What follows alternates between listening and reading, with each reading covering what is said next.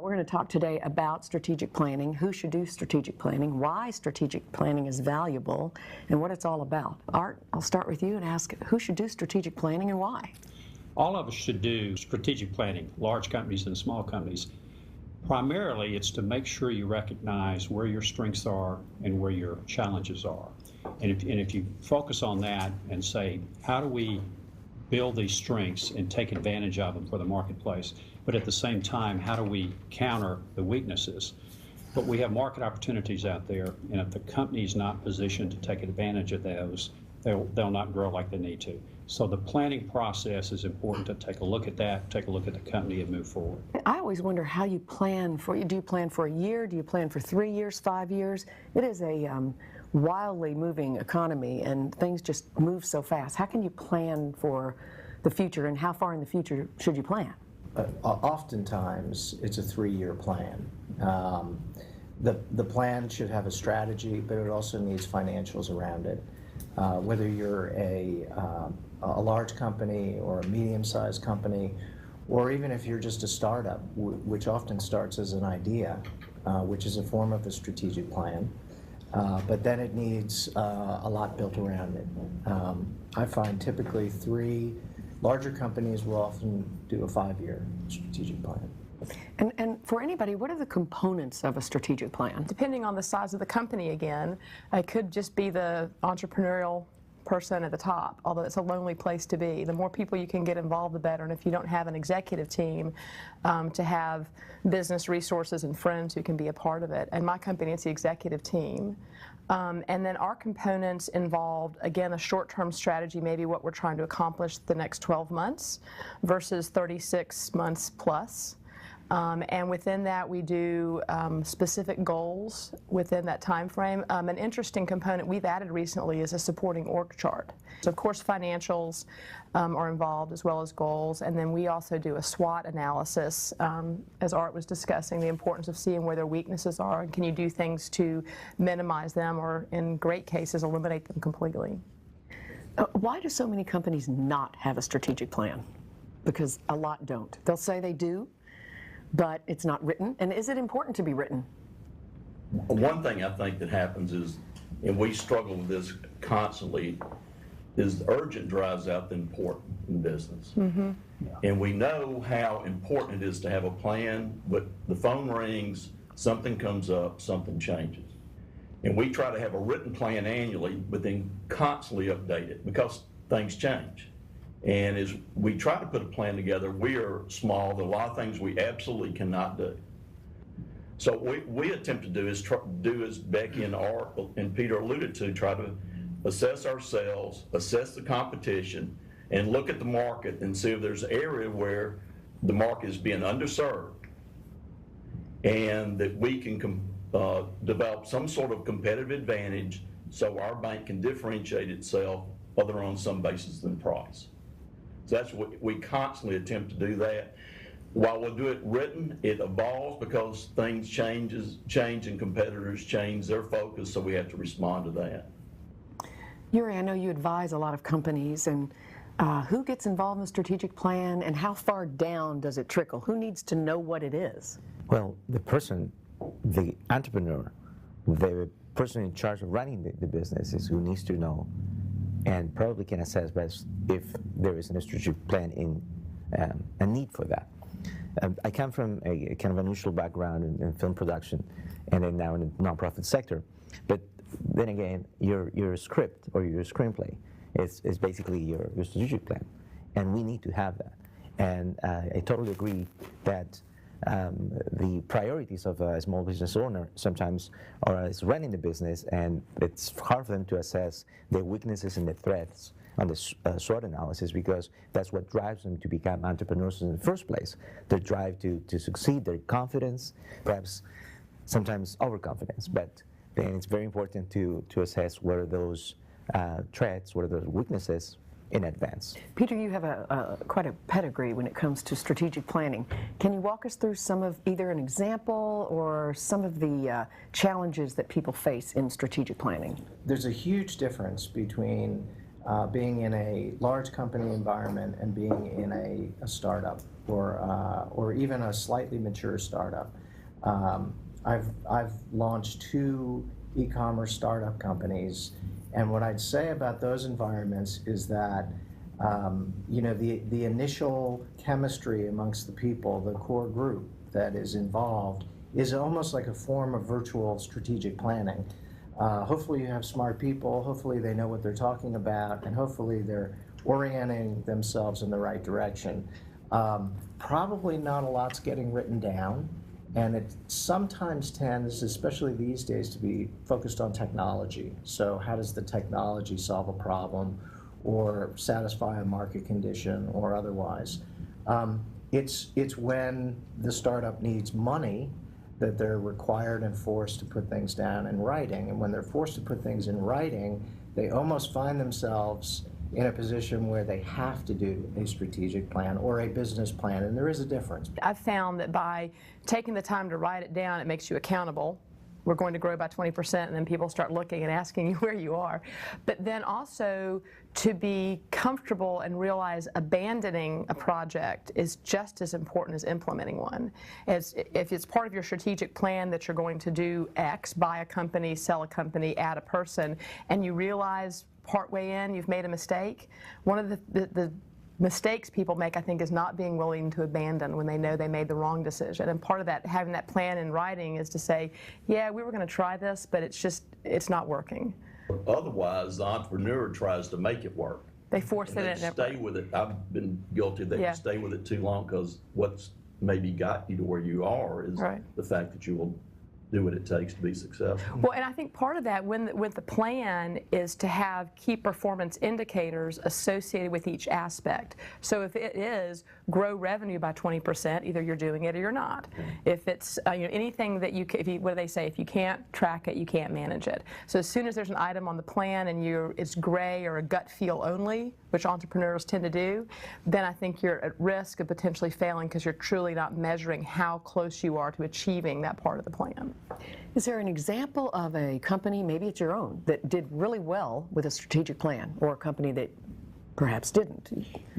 I've got one that, and I'm sure we all do, but we helped an organization a couple years ago go through almost a crisis strategic plan. And it wasn't that the business itself was in short-term problem, but their industry changed very quickly.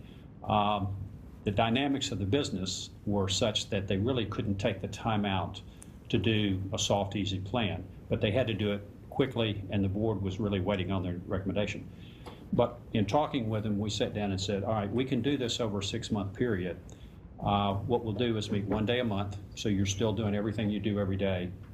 They went through that process, and I hate to use the word brutal, but they put a lot of time and effort into it. But they had it completed at the end of the 6 months. They took it to the board signed off, and they started it January, and the first year was a success. And they really had reinvented themselves, but they all bought into the process of examining it, and they all bought into what they put together. Nothing passed unless they built consensus around it. And what's the advantage of bringing in an outside facilitator versus doing it by the leader, and how do you get the time off? Who has thoughts on that? I'll prefer that it's an outside facilitator. Sometimes the relationships, the existing relationship between the members of the group that you want to have participating in the strategic planning, it's better for someone else to come with and be known as an expert on the matter and guide the process. We've done it both ways, and when I led the strategic plan, I thought, oh, it's going to be so easy, and I'll go in there and everybody will have a great discussion. And as tight as an executive team as you may have, if you sign the paychecks, they are going to pick up on what you want and try to make it happen. And I don't have all the answers. The answers are out there. So when we changed and brought in a facilitator, then the tenor was, the tone was different. And I even met with the person before and said, your job is to shush me. I'm not supposed to speak, because if I do, I understand. and so I think it's so important to get that ego in check and not have to be the jack of all trades, and leaving probably of the many processes that we do as leaders, running the strategic planning process is a dangerous one, because everybody's going to help you make happen what you think should, and you might miss out on some great opportunities that just didn't filter up the top. It goes back to the size of the organization, I think. And what happens is it bleeds. We've been in small companies, and we're a bank in a big industry, but happen to be a small company. You've got strategic, you've got financial, and you've got annual plans, and they kind of all bleed together. But at the end of the day, the strategic planning has to come first, because if you don't have the strategic part of it, you don't have the structure. Once you have the strategy, you can do the why and the why not and the how. And then that leads to the structure. And the structure then goes to function, product, customer selection, things that Peter and the others spoke about. So be it big or small, that's what we try to speak through. And then we go to the examples which you spoke about, which are excellent. And is there a particular structure that works better when people are developing a strategic plan? And with that question, I might ask, what are the actual elements of a good strategic plan? Peter? Well, I'm a big believer in getting out of the office to do a strategic plan. I mean, I think it's great to get off-site. It helps people feel a little bit more relaxed, and it breeds teamwork, less distractions as well. I also agree with the comments about a facilitator. A good facilitator brings a different energy into the process, not the typical working energy that you have amongst, and sometimes politics that you have in companies. And they provide structure, and if they're good, they'll provide a structure that can help the executive team lead to the answers. And one of the more sort of magical aspects of all this is helping people even define and understand what is strategy comparatively to what is a business plan. What about small businesses that really are so busy, and they might develop a strategic plan, but nobody is, it's a working manager, it's a small shop. Who's going to drive that strategic plan, make folks accountable, and have you ever run into a situation where the plan just stayed on the shelf? I think if regardless of the size, whether you're a one-person show or a billion-dollar company, you have to be very intentional about looking at your plan on a regular basis. But then also having an accountability partner, whether it's your spouse or your banker or a business friend, where you meet once a month and you say, I just want to bring my strategic plan and talk to you about it, because then you're going to be held accountable. Training for a marathon is much different than training for a 5K race. So depending on what your plan is, if your plan is complete market domination, then that's going to have a whole different approach. It's going to be longer than if your plan is to get 5 new big clients in the next 12 months. And so really being clear about what your objectives are, I think, is a key component in achieving them. I think also, especially a smaller business, you've got to be careful that your strategic plan does not turn into a long-term plan. If it becomes a long-term plan and employees and people and customers do not see results and don't feel it's results-oriented, then it's just counterproductive on the morale, on the energy, and the whole ball of wax as far as that's concerned. But to me, it's important to know why you're in business, what got you into business, what do you want to become, what do you want to take your business to.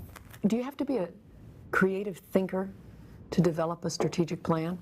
You need a team, I think, to develop that strategic plan. You need diversity around the table. You can get diversity with 2 or 3 people, or you can get much better diversity with 20 or 30, but it's, I think an individual can think strategically, but to try to take an entrepreneur's thinking and put it down on a piece of paper as a strategic plan really is a shortcut to what you need. You get your team, and Peter, you were talking about it earlier, particularly early stage companies.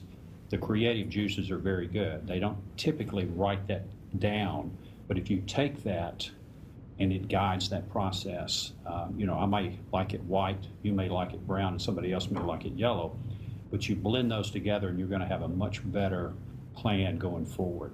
The PC business has just dramatically changed very quickly. Some of them are well equipped for that, some of them are not, but you have to listen to the different folks around the table on what's happening, or you can make those mistakes very quickly that turn into problems very quickly. I do some work with the Salvation Army, which is a great group, but they get focused on their works, not their business part of it. And we'd done plans before, but we never really put them into action. And we hired an outside facilitator, and the fellow was really good, and he challenged us, and everybody thought it was a great thing to do. So my expectation was he'd probably help us put together a plan which might be pretty good going forward. One thing that I was surprised, the facilitator took it beyond the construction of the plan through the implementation. He's actually still working with us, and the plan's been done for 6 months. Well, Roddy's got a great point, and organizations don't always, are not always comfortable having that follow-up. But it will make a very good plan become very effective if someone does stay on it afterwards. So I applaud you all for doing that. I think there are also so many easy tools to use that. As you were saying that, Roddy, I began to sort of envision our role is really as the conductor. And so if the people around you, whether they're 1 or 500, are the orchestra, nobody starts until somebody raises and starts to get the music going. And so that conductor role is saying it's time to go. And you know, you can use tasks and alerts and things, and I do. I remind myself to look at my strategic plan once a month and then have a meeting with my executive team once a quarter. And if I didn't do that, I don't think we'd meet. You wouldn't just, things will peter off or it'll be on the shelf, as you mentioned. So clearly I think the leadership role is to make sure those meetings happen, and that's a simple thing to do. That is not a complicated activity. What does a strategic plan look like on paper? Can it be a one-sheeter? Is it a binder? How robust is a strategic plan? I have my one-page plan here. We have a combination of plans, so I've got a simple one-pager that's just color-coded that involves a series of items, and then we have supporting goals. So it can be a list of timeline we need to produce this level of profit by this time, which is more of a goal, whereas the strategic plan includes the SWOT and the mission, and then the objectives short, long-term, and beyond. So yeah, I really do think it needs to be something, if it can't fit on one page, then it's probably more of a list of goals and more extreme than it needs to be. I like to see a fairly deep analysis of the market, and I think that that's so important because it's the environment that the business operates in, it's the landscape, it's what's happening. A lot of the plans I've been involved in, and then others that I've seen that have been particularly effective, come from a good market mapping where the folks really sit down and they know their business, they know their market, and they can see a hole, they can see an opportunity, and that's what they're driving towards. You know, there are a lot of very successful mid-size and small businesses where the CEO and everybody's working every day, and they know what their business, but they really couldn't do a market analysis. Is there any advice you would give to someone who might think, well, I know what I do and I know what works, but I couldn't produce a market analysis? Here, look at the trends also. Very important. You have to foresee, to have the ability to a remote view into that future, where you want to take your business or your organization to. And sometimes that's something that we don't get to do much, or people are not considering. They think that 3-year plan is going to work in 3 years, and things can be totally different. So you need to look at the overall picture of the country, or even the world, depending on what you do. It's so easy, and particularly entrepreneurs, private owners, if you're doing well, you want to keep doing it. But the challenges that we all face today with the fast change, and again, all we have to do is look at the technology world. Both Dell, HP, all those guys have been doing so well for so long, and maybe they've made some other mistakes, but the key mistake they seem to have made is they didn't recognize the change in PCs. And so going back to Peter's point, if you're not watching your market, if you're not watching your competition, somebody can come blindside you one day and things change. You have to look beyond what your own business is before you really know how to guide your own business. But today it's even more important because years ago where we had a 10-year plan or 20-year plan, I think most of us are working 6 to 12 to 18 months, not knowing exactly what's going to happen next door. That is such a good point and a great example, because I know so many people, I'm a small business and I have a lot of friends, CEO friends of small businesses, and I say, well, tell me about your strategic plan, and they say, you know what? My strategic plan is just keep doing what we're doing because we're just doing fine. And so, but your point about being blindsided, if you do keep your nose to the grindstone and you just say, let's keep doing this because it works, you just never know what's going on around you in the environment.